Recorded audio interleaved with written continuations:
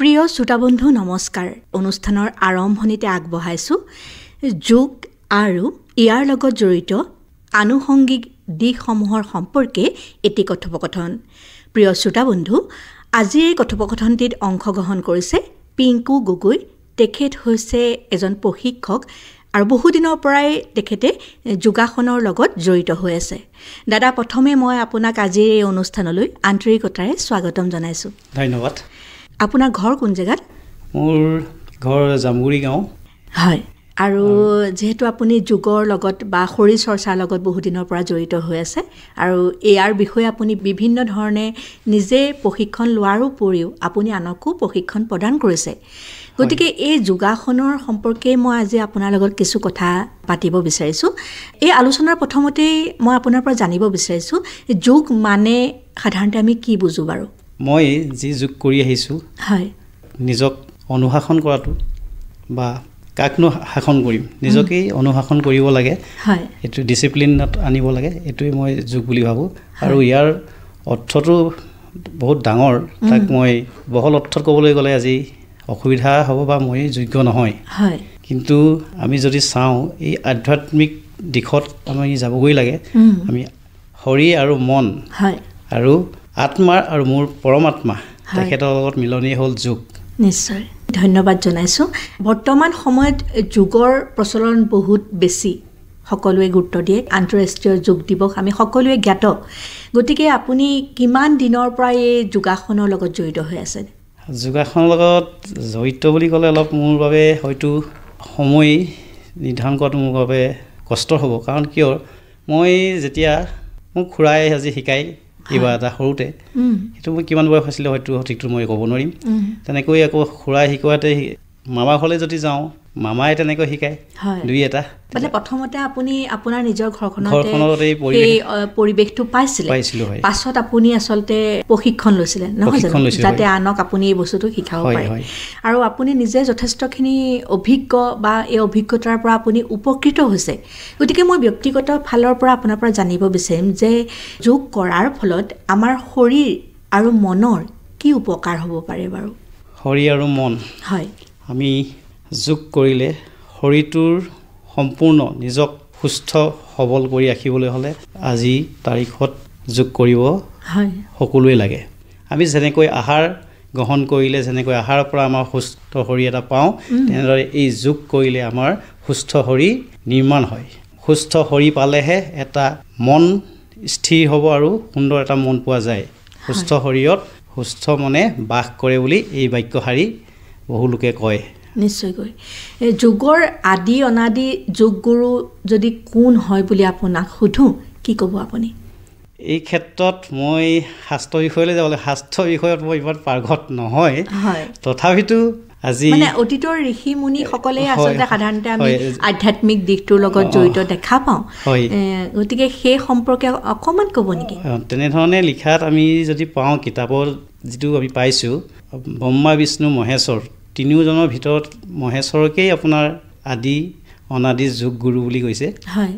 তাৰ পাছত লাহে লাহে আচলতে প্ৰচলনটো আহি আছে মানে মই এইখিনিতে ক'ব লাগিব, আমাৰ মহৰ্ষি পতঞ্জলি ঋষি, আজি তেখেতেই আমাৰ এই নতুন যুগৰ আচলতে যোগ যি পতঞ্জলি অধ্যায়, তাক মানে শাস্ত্ৰৰূপে বাণীবদ্ধ কৰা তেখেতৰ পৰাই আমি পাইছোঁ, প্ৰচলন হৈছে। তাৰ পৰা আহি এনেকৈ আমি ক'ব পাৰোঁ আমাৰ বহুকেইজন গুৰু এতিয়াও আছে। ৰামদেৱৰ কথা আচলতে সকলোৱে জ্ঞাত হয়। তেখেতে মানে যোগটো আছিলে, যেনেকৈ এটা সময়ত যেনেকৈ আমি শুনিবলৈ পাওঁ ধৰ্মশাস্ত্ৰৰ কথা সকলোৱে পঢ়িব নোৱাৰে বুলি বা নাপায়, সেই তেনেকৈয়ে এটা চুকতহে গৈ পেলাই যোগটো সোমাই আছিল। কিন্তু সেই স্বামী ৰামদেৱে কি কৰিছে, আজি সমগ্ৰ বিশ্বত আজি যোগটো প্ৰচাৰ কৰি দিছে। প্ৰচাৰ কৰিলত তেখেতে আজি যোগ দিৱসটোৰ কাৰণেও চেষ্টা কৰি পেলাই 21 জুন যোগ দিৱসটো পালন কৰিবলৈ, যিটো মানে জাগ্ৰত কৰিবৰ বাবে আমাক ডাঙৰ এটা অনুষ্ঠান, আমি যাক চেলিব্ৰেশ্যন বুলি কৈছোঁ, তাক আমি বছৰটোত এবাৰ 21 জুন দিনা আমি পালন কৰোঁ। সমগ্ৰ বিশ্ব আচলতে এই ক্ষেত্ৰত উৎসাহজনকভাৱে অংশগ্ৰহণ লৈছে, সৰুৰ পৰা ডাঙৰলৈকে। হয়, আমাৰ ভাৰতৰ বস্তু এটা গৈ পেলাই বিশ্ব ব্ৰহ্মাণ্ডৰ যিখিনি তত্ত্ব গোটেই আমাৰ আজি ৱৰ্ল্ডত মানে বিশ্বত বিয়পাই দিলে নিশ্চয়কৈ সকলোৱে আঁকোৱালি লৈছে হয় এই ক্ষেত্ৰত আচলতে আমাৰ তেওঁক অশেষ ধন্যবাদৰ পাত্ৰ বা তেওঁ পৰম গুৰু বুলি ক'ব পাৰি কাৰণ অতীতৰ কথাখিনি আমি কোনো জনা নাছিলোঁ আমি ব্ৰহ্মা বিষ্ণু বা আপুনি শিৱৰ কথা কৈছে সেইখিনি কথা আমি আচলতে কিতাপৰ পাতত পাইছিলোঁ কিন্তু বৰ্তমান যিহেতু ছ'চিয়েল মিডিয়াৰ যুগ মোবাইলটোৰ পৰা টেলিভিশ্যনৰ পৰ্দাৰ পৰা আমি ৰেডিঅ'লৈকে যদি শুনো ৰামদেৱৰ কথা আচলতে যুগ বুলি ক'লে ৰামদেৱ হয়নে নহয় ইয়াৰ পাছতে এটা কথা জানিব বিচাৰিম যিহেতু আপুনি আধ্যাত্মিকতা বা পৰমাত্মাৰ কথা উল্লেখ কৰিছে গতিকে যোগে আমাক আধ্যাত্মিক দিশলৈ আগবঢ়াই লৈ যাব পাৰে নেকি বাৰু নিশ্চয় পাৰে আপুনি আজি যদি আমি মহৰ্ষি পতঞ্জলীয়ে লিখা এই শাস্ত্ৰ ভাগত যিখিনি আমি নিজক অনুশাসন কৰিবৰ বাবে যিখিনি আমি ত্যাগ কৰিব লাগিব বা আমি শৰীৰ চৰ্চাৰ কৰিব লাগিব সেইখিনি বহুত কষ্টকৰ বুলি ভাবোঁ মই কাৰণ কেলেই আজি আমাৰ পৰিৱেশ এটা আমি সকলোৱে পাই আহিছোঁ যে বহু কিছু ধৰণৰ মানুহজনৰ মনটো প্ৰতি সেই তেনেকুৱা ধৰণৰ এটা পৰিৱেশত আমি আজি নিজক মানে এনেকুৱা এখন পৰিৱেশত আমি আজি মানে আমি চলি আছোঁ সেইবাবে মানে অলপ কষ্টকৰ কাৰণ মই যদি ভাল পথে চলিম বুলি ক'ম হয়তো কালিলৈ দুজনে হাঁহিব যদি মই মিছা কথাটো ক'বলৈ নিবিচাৰিম কিন্তু সঁচা কথাকেই ক'লে কিন্তু মই মূৰ্খ হ'ম এনেকুৱাবিলাক বস্তু আছে তাত কিন্তু যদি আমি পতঞ্জলী মহৰ্ষি পতঞ্জলীয়ে লিখা আমি শাস্ত্ৰ ভাগক যদি আমি দৰ্শন কৰি তেওঁ মাগেৰে যাবলৈ হ'লে আমি নিশ্চয় ঈশ্বৰক পাম নিশ্চয় তাত লিখিছে এইটোৱে লিখিছে বহুত সূত্ৰ আছে তাত সূত্ৰ বুলি কৈছে তাত য়ম নিয়ম আসন ধ্যান ধাৰণা সমাধি এইটো সত্য মানে আমি যদি নিজক আজি এইকেইটা সংযম কৰিব পাৰোঁ আজি মই আমাৰ পৰিৱেশত থকা কাৰোবাক খুব খং কৰি কিবা কাৰণত গালি পাৰিলোঁ সেই শব্দটো মই এৰিব নোৱাৰিম সেই শাস্ত্ৰ ভাগৱত লৈ চালে মই মানে শব্দৰ যিটো ব্ৰহ্ম বুলি কয় ব্ৰহ্ম শব্দ মই এৰোতে মানে খুব এৰিব লাগে আৰু নহয় আমি এইটো কওঁ ভাবি চিন্তিটো এৰিবলৈ আমাৰ অসুবিধা হ'ব কাৰণ কেলেই কিন্তু যোগে এজন ব্যক্তিক মানে সংযমী হ'বলৈ শিকায় আৰু সেই ধৈৰ্য শক্তি বঢ়াই আৰু বাক্য শাৰী নিজক শয়ন কৰিবলৈ শিকায় যে এইষাৰ কথা ক'লে সি কোনোবা এটা কাৰণত আপোনাৰ মাইণ্ড কৰিব যে নাজানি কৰিলে বা ধৰক কিবা এটাত আপোনাক নিজক বুজাব পাৰিব মনেৰে তেনেকৈ কৰি সেই ব্যক্তিজনৰ পৰা হাত সাৰিব পাৰিব নিশ্চয় গতিকে ইয়াতে ক'ব পাৰি যে যোগাসন কৰিলে ইয়াৰ কেনেকুৱা ধৰণৰ উপকাৰ এজন ব্যক্তিৰ জীৱনত মানে আহে বা আনে কেনেকুৱা ধৰণৰ সংযমী হ'বলৈ শিকায় আপুনি কোৱা উদাহৰণটো নহয় জানো বাৰু ইয়াৰ পাছতে মই জানিব বিচাৰিম প্ৰণায়াম যোগাসন প্ৰণায়াম বা আসন এই তিনিটা বস্তুৰ একেই নে তিনিওটাৰে মাজত পাৰ্থক্য আছে হয় প্ৰণায়াম যদি আমি কৰোঁ প্ৰাণ আমি বায়ুৰ নহয় জানো বায়ুক আমি গ্ৰহণ কৰি আছোঁ প্ৰণায়াম বুলি কওঁতে আমি বায়ুক নিয়ন্ত্ৰণ কৰিছোঁ নিয়ন্ত্ৰণ কৰি পেলাই আমি এবাৰ আমি সংস্কৃত ভাষাত বা আমাৰ মহৰ্ষি পতঞ্জলী শাস্ত্ৰমতে ক'বলৈ যাওঁ বাহ্য অন্তকুম্ভক এনেকুৱা শব্দবিলাকে আমি ব্যৱহাৰ কৰিব লগা হয় তাত সেই তেনেকুৱা ধৰণৰ ধৰিছোঁ এৰিছোঁ শ্বাস এৰিছোঁ মানে শ্বাস লৈছোঁ ধৰি অখাটো অন্তকুম্ভক এনেকুৱা ধৰণে সেইখিনি আমি কি কৰিছোঁ প্ৰাণায়ামত কৰিছোঁ প্ৰাণায়ামত মানে সম্পূৰ্ণ ক'বলৈ গ'লে প্ৰাণ যি আমাক সম্পূৰ্ণ ফ্ৰীভাগে পোৱা এটা বায়ুক আমি সদায় অহৰহ আমি এৰিছোঁ আৰু লৈছোঁ তাকেই কৈছে প্ৰাণায়াম তাক আমি নিয়ন্ত্ৰণ কৰিছোঁ বায়ুক নিয়ন্ত্ৰণ কৰিছোঁ তাকে কৈছে প্ৰাণায়াম আৰু আসন মানে হ'ল আমি ধৰক এতিয়া মই বহিছোঁ আপোনালোকৰ ইয়াত নিজক খুব সুন্দৰকৈ কষ্ট নোহোৱাকৈ বহিছোঁ এইটোৱে হ'ল আসন আমাৰ ভংগী আমাৰ নিজৰ শৰীৰটোক ভাঁজ কৰি দেখাইছোঁ কোনোবা এটা আসনত এইটোৱে হ'ল আসন ব্যায়াম আমি ধৰক নিজৰ শৰীৰটোৰ গৰম কৰিবৰ বাবে বা ফ্ৰী হেণ্ড সূক্ষ্ম ব্যায়াম যাক কৰিছোঁ মানে শৰীৰটো যাতে আমাৰ ফ্লেক্সিবল কৰিবৰ বাবে যিহেতু সেই তাৰ চঞ্চলাসন শৰীৰ চঞ্চলাসন কৰিছোঁ তাৰ বাবে সেইটো এটা ক্ৰিয়া আৰু আসনো এটা ক্ৰিয়াত পৰিছে আসন কৰিছোঁ প্ৰাণায়ামতো এটা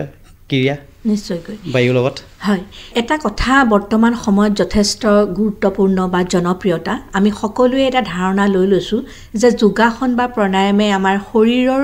বিভিন্ন ধৰণৰ ৰোগ নিৰাময় কৰে গতিকে এজন অভিজ্ঞ প্ৰশিক্ষক হিচাপে বা বহুদিনৰ পৰা আপুনি যিহেতু ইয়াৰ লগত চৰ্চা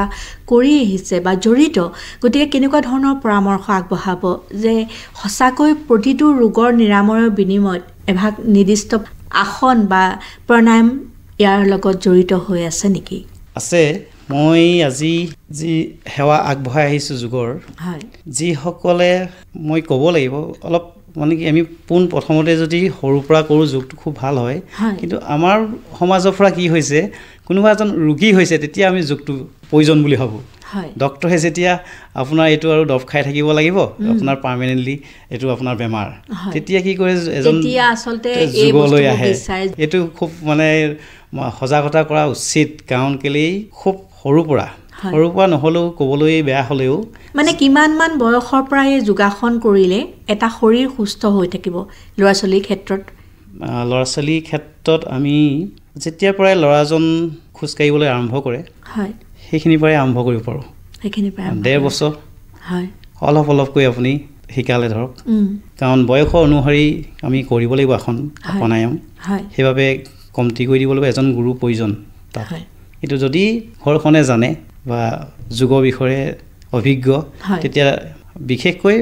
মাতৃগৰাকী খুব এই যোগৰ বিষয়ে সন্তানটিক দিব পৰা শিক্ষা থাকিব লাগে মই ভাবোঁ নিশ্চয়কৈ আমি আচলতে আগৰ প্ৰশ্নটোৰ পৰা অকণমান ফালৰি কাটি অহা নিচিনা হৈছিলে আপুনি কৈছিলে যে এজন মানুহ যেতিয়া বেমাৰত পৰে তেতিয়াহে যোগাসনৰ ওচৰলৈ যায় তেতিয়া তেওঁলোকে উপকাৰিতা বিচাৰে কিন্তু যদি কৈছে যে 1.5 বছৰ বয়সৰ পৰাই এই আসন বা যোগাসনৰ লগত জড়িত হ'ব পাৰে তেতিয়াহ'লে তেওঁ ভৱিষ্যতে এজন নিৰোগী ব্যক্তি হৈ সমাজত বিভিন্ন ধৰণৰ সহায় আগবঢ়াব তাৰমানে চিকিৎসাতকৈ প্ৰতিৰোধ ব্যৱস্থা সদায় উত্তম নহয় জানো গতিকে যদি অসুখটো হোৱাৰ আগতে আমি সদায় নিয়মিতভাৱে যোগাসন প্ৰাণায়াম বা আসনৰ লগত জড়িত হৈ থাকোঁ তেতিয়াহ'লে বৰ্তমান সময়ত হৈ থকা বিভিন্ন ধৰণৰ বেমাৰ আজাৰৰ পৰা আমি শৰীৰটোক সুস্থ কৰি ৰাখিব পাৰিম নহয় জানো আৰু এটা কথা জানিব বিচাৰিছোঁ যিহেতু ছ'চিয়েল মিডিয়াৰ যুগ আমি সকলোৱে টেলিভিশ্যনৰ পৰ্দাত বা মোবাইলত হ'লেও আমি দেখোঁ যোগাসন কৰি থকা কিছুমান ব্যক্তি বা কিছুমানে পৰামৰ্শ দি থাকে গতিকে আপুনি প্ৰশিক্ষক হিচাপে এই চৰ্চা কৰিবলৈ হ'লে এজন প্ৰশিক্ষণপ্ৰাপ্ত ব্যক্তিৰ অধীনত শিকাটো কিমান জৰুৰী বুলি ভাবে বাৰু এজন গুৰু নহ'লে বহুতখিনিয়ে বিপদত পৰিব পাৰে আপুনি ধৰক যোগটো ক'ৰ পৰা আৰম্ভ কৰিব প্ৰথম কথা নাজানিব কিতাপ এখনত সম্পূৰ্ণ লিখা নাথাকে আৰু ভিডিঅ' এটা চালেও আপুনি আজি ইউটিউবতে হওক বা টিভিতেই হওক অনুষ্ঠান কোনোবা এটা নহয় কোনোবা এটা আগপিছ হয় তেনেধৰণে কৰিলে হয়তো বিপদজনক হ'ব পাৰে এজন গুৰু পালে সঠিক আপুনি যদি পায় তাক আৰম্ভণিতে কি দিব কি কৰাব লাগিব আৰু আপোনাৰ স্বাস্থ্যটো চাই যোগটো আচলতে কৰোৱা হয় সেই ক্ষেত্ৰত চাবলৈ গ'লে এজন শিক্ষক খুবেই প্ৰয়োজন এজন প্ৰশিক্ষক যদি নহয় তেতিয়াহ'লে মই ভাবোঁ যোগটো শিকাটো সম্ভৱ নহয় এটা কথা পটককৈ মনত আহিছে যে যোগাসন বা প্ৰাণায়ামৰ উপৰিও আমি সাধাৰণতে ল'ৰা ছোৱালীবিলাকক শৰীৰ চৰ্চা বা খেল ধেমালিৰ লগতো জড়িত কৰি ৰাখিব লাগে গতিকে এই ক্ষেত্ৰত কেনেকুৱা ধৰণৰ পৰামৰ্শ আগবঢ়াব আৰু লগতে আমি জানিব পাৰিছোঁ যে যোগাসনৰ উপৰিও আপুনি বিভিন্ন ধৰণৰ খেলৰ লগত জড়িত হৈ আছে গতিকে কেনেকুৱা ধৰণৰ মতামত আগবঢ়াব ইয়াৰ এইটো ক্ষেত্ৰত মই আজি সৰু ল'ৰা এজনক যদি কওঁ যে প্ৰাণায়াম কৰোঁ আহা বা যোগাসন কৰোঁ আহা হয়তো বেয়া পাব পাৰে কিন্তু এটা বল লৈ পেলাই যে তেওঁক দিয়া হয় খেলিবলৈ কিন্তু কুণ্ঠাবোধ নকৰে সহকি নাযায় সেইটো কাৰণে মই ভাবোঁ খেলৰ ইয়াত সম্পূৰ্ণ স্বাস্থ্যৰ যথেষ্ট অৰিহণা আছে মই যোগ নহ'লেও খেলৰ দিও ল'ৰাজন নিৰোগী কৰি ৰাখিব পাৰে তাতো বহুতখিনি যোগেই হয় খেলতো যোগেই সোমাই আছে কিন্তু আমি যোগ বুলি নকওঁ আৰু খেল বুলি কওঁ সেইটো কাৰণে খেলটো খেলিব লাগে আৰু খেলতো আমাৰ অৰিহণা যোগায় স্বাস্থ্যত হয় আপুনি ব্যক্তিগত ফালৰ পৰাও বিভিন্ন ধৰণৰ খেলৰ লগত জড়িত হৈ আছে সেই সম্পৰ্কে অকণমান জানিব বিচাৰিম আপোনাৰ পৰা খেল বুলি কওঁতে খেলৰ পৰাই আচলতে মই যোগলৈ অহাৰ নিচিনা মই খুৰাৰ কথা কৈছিলোঁ খুৰাই এই খেল শিকাইছিল খেলৰ পিছতে এই যোগাসন অলপ শিকাইছিল সেইকাৰণে এড হৈ আছিলে মামাৰ ঘৰত মামাৰো তেনেকৈ কেৰাটে খেল কৰিছিলে খুৰায়ো কৰিছিলে অলপ দুইজনৰ মামাৰ ঘৰৰ ফালে গ'লে মামাৰ ঘৰত হয় আৰু ঘৰত থাকিলে খুৰাহঁতৰ পৰা হয় এনেকৈ ধৰণে শিকিলোঁ শিকি পেলাই মই চাওঁ মোৰ জীৱনটোক লৈ পেলাই মোৰ লগৰে হওক আজি বা মোতকৈ বয়োজ্যেষ্ঠসকলে হওক মই কিছুমান কথা বেয়া পাওঁ তামোল মাদক দ্ৰব্যখিনি মানে সেৱন কৰে মই কিন্তু খেলত থাকি পেলাই এইখিনি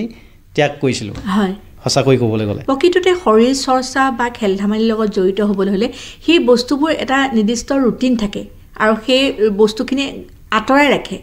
যিটো সময়ত আকৰ্ষিত হয় নতুন প্ৰজন্ম নহয় জানো সুস্থ শৰীৰ এটা পাবলৈ হ'লে আমি মাদক দ্ৰব্য সেৱন কৰিবই নালাগিব সেইবাবে মই ভাবোঁ আজি তাৰিখত যদি কোনো এজন খেলুৱৈ হ'ম বুলি ভাবে তেখেতে কিন্তু কেতিয়াও এই ৰাগিয়াল বস্তু সেৱন নকৰে নিশ্চয়কৈ যোগৰ দ্বাৰা আপুনি ৰাইজৰ বা কিবা উপকাৰ হৈছে বুলি ভাবে নেকি ইমান দিনৰ পৰা আপুনি জড়িত হৈ আছে আপুনি ব্যক্তিগত ফালৰ পৰাও বহুতখিনি আপোনাৰ অৰিহণা আছে গতিকে কেনেকুৱা উদ্দেশ্য আগত ৰাখি বা সপোন পুহি ৰাখিছে যোগাসনৰ ক্ষেত্ৰত আপোনাৰ মই ক্লাছ কৰি থকাৰ ভিতৰত মই নামবিলাক ক'লে বেয়া হ'ব মই নকওঁ এই মাধ্যম যদি শুনে তেখেতেও গম পাব যে মোৰ কথাই কৈছে নহয় জানো তেখেতক দেখা কৰিবলৈ গৈ এদিন গম পালোঁ যে তেখেতৰ ডিঙিটো অলপ কষ্ট পাই পেলাই বহি আছে কিন্তু বহুত মানুহ আহি তেখেতক দেখা কৰিছে কিন্তু কোনো নুসুধিলে বুলি ক'লে মোক কথাষাৰ এতিয়া মই ক'লোঁ যে আপোনাৰ এনেকুৱা কষ্ট পাই আছে আপোনাৰ ডিঙিটো বিষ নেকি যে হয় কেনেকৈ গম পালা এনেকৈ ধৰণেও মোক প্ৰশ্ন কৰিছিলে নহয় আপোনাক দেখি লাগিছে এনেকৈ ক'লোঁ মই সঁচাই মই বিষ 15 দিনহে আছে আৰু মই মানে দিল্লীত গৈ মোৰ এই অক্টোপচাৰ কৰিব লাগিব এই 4-5-6 বুলি কৈছিল নেকি মই সঠিকটো পাহৰিছোঁ তেনেকৈ বুলি ক'লোঁ তেতিয়া ক'লোঁ মই অলপ আপোনাক মানে সহায় কৰিব পাৰোঁ নেকি বা যোগাসনৰ লগত মই জড়িত আপোনাক মই সহায় কৰিব মানে যোগ কৰাব বিচাৰোঁ নাই ডক্টৰে যেতিয়া আৰু অপাৰেশ্যন কৰিবলৈ কৈছে ক'ত হ'বনো ভাল আৰু এনেধৰণে কৈছিলে তেতিয়া মই ক'লোঁ দিয়কচোন আপুনি 15 দিন আছে কমচে কম কৰি চাওক যদি নহ'লেতো নাই আৰু নিশ্চয় নহয় জানো তেনেকৈ বুলি কলত মোক ক'লে চিন্তা কৰিলে মানুহজনে কৰাৰ পিছত কৈছে ঠিক আছে আহিবাচোন বাৰু নাম্বাৰটো ল'লে লৈ পেলাই মই জোৰ কৰাতে মই নিজেই আগবঢ়াই দিলোঁ সেৱা আগবঢ়াম বুলি কৈ কথাষাৰ উলিয়ালোঁ যিহেতু মই গ'লোঁ মই প্ৰথম দিনা নোৱাৰিলে তেখেতে কৰিব দেই কোনোবা কাৰণত ৰাতি দেৰি হ'ল আৰু আহিবলৈ অহাতৰ দেৰি হ'ল মই হ'ব দিয়ক একো নাই তাৰপিছত নিশ্চয় কালিলৈ কৰিম বুলি কৈ মোক কথা দিলে তেখেতে কথা দিলত মই গ'লোঁ তেখেতে উঠিলে অলপ পলম হৈ উঠা তথাপিতো মই সৰু যদিও তেখেতে মানে মোক আৰু গুৰু বুলি মানিলে আৰু তেখেতে মই যি কৰালোঁ তাকেই কৰিলে কৰাৰ পিছত তেখেত সুস্থ হৈ উঠিলে তেতিয়া মোক কৈছে প্ৰভু তোমাক আৰু মই গুৰু মানিলোঁ অপাৰেশ্যন নহ'ল আৰু মই ভাল লাগিলে মই মানে আচলতে কি এইটো ক'বলৈ গ'লে মই সৰুতে মই উদুন্দৰ টাইপৰ ল'ৰা আৰু মই কাৰোবাৰ গালত নাইবা শৰীৰত কোনোবা আঘাত কৰিহে মই ভাল পাইছিলোঁ আজি যুগত সোমাই পেলাই এটা অনুষ্ঠানলৈ আহি মই এজন ব্যক্তিক যেতিয়া সুস্থ কৰিবলৈ পাওঁ এইটো মোৰ বাবে বহুত ভাল এটা মই আশীৰ্বাদ পাইছোঁ বুলি মই ভাবোঁ সেইকাৰণে মই আগবঢ়াবলৈ বিচাৰোঁ খুব ভাল লাগিলে আপোনাৰ কথাখিনিৰ পৰা ইয়াৰ দ্বাৰাই গম পায় যে আপুনি কেনেধৰণে সমাজৰ উপকাৰ সাধিছে ভৱিষ্যত পৰিকল্পনা সম্পৰ্কে ক'ব নেকি অকণমান ভৱিষ্যত কল্পনা আছে বহু আছে মানে মোৰতো এতিয়া তেনেকৈ মাটি অলপ নাই আৰু আৰ্থিকভাৱেও মই দুৰ্বল কিন্তু সেই মহৰ্ষি পতঞ্জলি যি শাস্ত্ৰভাগী তাক যদি আমি অনুসৰণ কৰিবলৈ যাওঁ মানে নোকৰ পইচাত বা আৰ্থিক এইবিলাক খুজিব নাপায় তেনেকুৱা এটা শব্দ আহে বাবে আমি তেনেকৈ কষ্ট কৰা নাই মানে ইয়াত ত্যাগৰ যি আহে আৰু নিজেই হ'ব বুলি এনেকুৱা ধৰণৰ এটা আছে চাওঁ কিমান হয় কৰিম বুলি ভাবিছোঁ এনেধৰণে ধৰক এখন যদি মোৰ পথাৰ হয় তাত যদি মোৰ যোগ হয় স্কুল টাইপত যোগ অনুষ্ঠান আজি কৰিব পাৰোঁ তাৰপিছতেই লগতে থাকিব খেল ধেমালিসমূহ তাৰপিছতেই আহিলে আমাৰ যিসকল ইয়াত বয়োজ্যেষ্ঠ বহুত মানুহ ৰিটায়াৰ্ড হৈ আহে ন তেখেতসকলে এখন সমাজ বিচাৰে নিশ্চয় 60 বছৰৰ পিছত মই ভাবোঁ তেখেতসকলৰ কাৰণে এখন সমাজ দিয়ে মানে শৰীৰ যি গুণানুকীৰ্তন বা আজি আমাৰ সমাজখনত যি এজন ব্যক্তি ঢুকোৱাৰ পিছত যিখিনি কৰ্ম থাকে তেনেকুৱা অনুষ্ঠানত মই তেখেতসকলক জড়িত কৰা পেলাই মানে জীৱনটো আগবঢ়াই নিবলৈ কিবা এটা ভাবোঁ, কিন্তু ইমান সহজ মোৰ বাবে নহয়। নহয়, একো কথা নাই। আচলতে যি পৰিকল্পনা পুহি ৰাখিছে আপুনি, মহৎ পৰিকল্পনা। আৰু আশা কৰিছোঁ এই ক্ষেত্ৰত আমাৰ চৰকাৰেও বিভিন্ন ধৰণৰ আঁচনি প্ৰয়োগ কৰিছে আৰু আপোনাৰ সপোন নিশ্চয় পৃথকত পৰিণত হ'ব। কাৰণ যিহেতু যথেষ্টখিনি আপুনি সৰুৰে পৰা এই কৰ্মৰ লগত জড়িত হৈ আছে আৰু অতীতত যিটো অৱস্থাত আছে তেতিয়াতকৈ বৰ্তমান অৱস্থা যোগাসনৰ ক্ষেত্ৰত মানুহৰ মনোভাৱ পৰিৱৰ্তন হৈছে, নহয় জানো? গতিকে যোগৰ প্ৰতি আকৰ্ষিত হ'বৰ বাবে সামৰণিত আমাৰ শ্ৰোতাসকলৰ উদ্দেশ্যে কি পৰামৰ্শ আগবঢ়াব? যোগ দিৱস যিটো হ'ব তাকে অনুসৰণ কৰি সকলোৱে অলপ অলপ ঘৰতে যদি যোগটো কৰিম বুলি, আৰু এদিনেই নহয় যোগটো কৰিম বুলি যদি এজন গুৰু লয়, ঘৰতে কৰে বা যোগানুষ্ঠানলৈ গৈ পেলাই কৰে, তেতিয়া যোগটো লৈ ল'লে মই ভাবোঁ জীৱনটো আগুৱাই নিবলৈ দুখ বেদনাবিলাক আঁতৰি থাকিব। নিশ্চয় ত্যাগটো খুব কৰিব পাৰিব। আচলতে ত্যাগেই মেইন কাৰণ যে দুখ নিৰাময় কৰিব পৰা। নিশ্চয়, খুব ভাল লাগিল দাদা। আশা কৰিছোঁ আপোনাৰ পৰামৰ্শৰ পৰা আমাৰ শ্ৰোতাসকল নিশ্চয়কৈ উপকৃত হ'ব আৰু সকলোৱে সজাগ হ'ব। বৰ্তমান যথেষ্টখিনি সজাগতা আহিছে আৰু আমি এই অনুষ্ঠানৰ তৰফৰ পৰা অনুৰোধ কৰিম যে এটা দিনৰ বাবে ৰৈ নাথাকি সদায় যাতে অলপ অলপকৈ অনুসৰণ কৰে বা এজন গুৰুৰ কাষ চাপে আৰু আপোনাৰ যি মহৎ উদ্দেশ্য আগত ৰাখি কৰ্মৰ প্ৰতি আপুনি অগ্ৰসৰ হৈছে, আশা কৰিছোঁ সেই উদ্দেশ্য আপোনাৰ তীৰ্থকত পৰিণত হওক। আৰু লগতে ইমান ব্যস্ততাৰ মাজতো আমাৰ অনুষ্ঠানলৈ আহিলে, ইমানখিনি সময় দিলে, তাৰ বাবে অনুষ্ঠানৰ তৰফৰ পৰা আপোনালৈ পুনৰবাৰ আন্তৰিক ধন্যবাদ জ্ঞাপন কৰি আপোনাৰ লগত হোৱাই কথোপকথনটি আজিলৈ ইমানতে সামৰিছোঁ। ধন্যবাদ। ইমানবোৰে শ্ৰোতাসকলে অনুষ্ঠানত যোগ